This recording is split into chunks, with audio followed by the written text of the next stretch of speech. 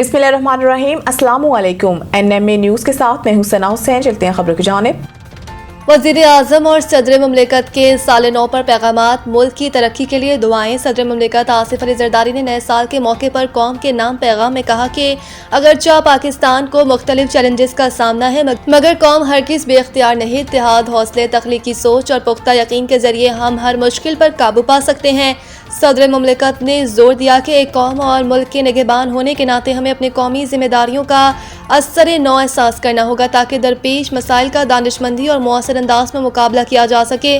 वज़ीर आज़म शहबाज शरीफ ने साल 2026 की आमद पर अपने पैगाम में कहा कि तमाम अहलियान वतन को नए साल की खुशियाँ मुबारक हों। अल्लाह ताला के हजूर दुआ गो हैं कि नए साल का सूरज खुशियों, खुशहाली और अल्लाह के फजलो करम लिए तुलू हो। शहबाज शरीफ ने कहा कि खुदा करे कि नए साल का हर दिन मुल्की सालमियत, कौमी हम आहंगी जैसे इक़्तिदार को मजबूत तर करे और मुआशी आसूदगी, समाजी और माशरती खुशहाली की नवीद लेकर आए।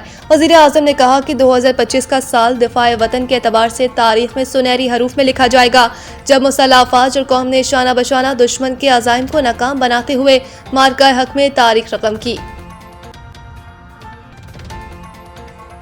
अमेरिका में तारीख रकम। कुरान पर हल्फ उठाकर ज़ोहरान ममदानी न्यूयॉर्क के पहले मुस्लिम मेयर बन गए। 34 साला डेमोक्रेट रहनुमा अपनी 4 साला मुद्दत का आगाज आधी रात के फौरन बाद सिटी हॉल के नीचे वाक़े एक बंद सबवे स्टेशन में एक सादा तकरीब के दौरान किया।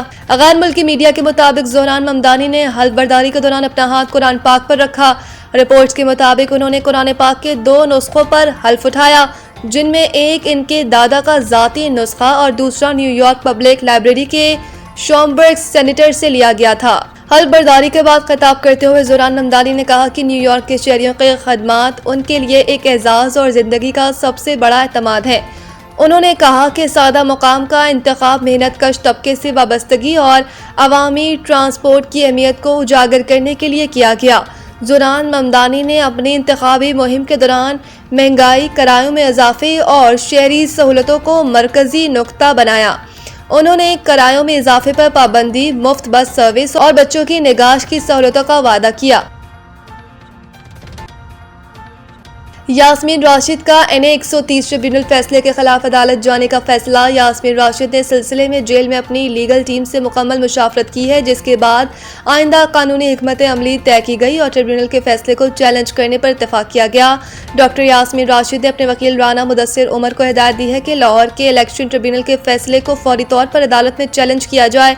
वकील राना मुदस्सिर उमर ने तस्दीक की है कि यास्मीन राशिद ने NA 130 से मुताल्लिक फैसले को बिला ताखिर अदालत में लेकर जाने की हिदायत की है ताकि कानूनी हक का तहफ़्फ़ुज़ किया जा सके।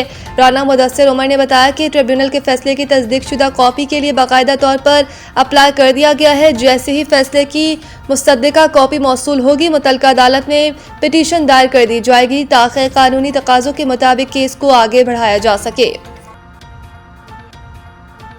मुल्क के मुख्तलिफ मकामात पर बारिश और बर्फबारी, सर्दी की शिद्दत में इजाफा। गलियात, नथिया गली और ठंडियानी में मौसम सरमा की पहली बर्फबारी हुई।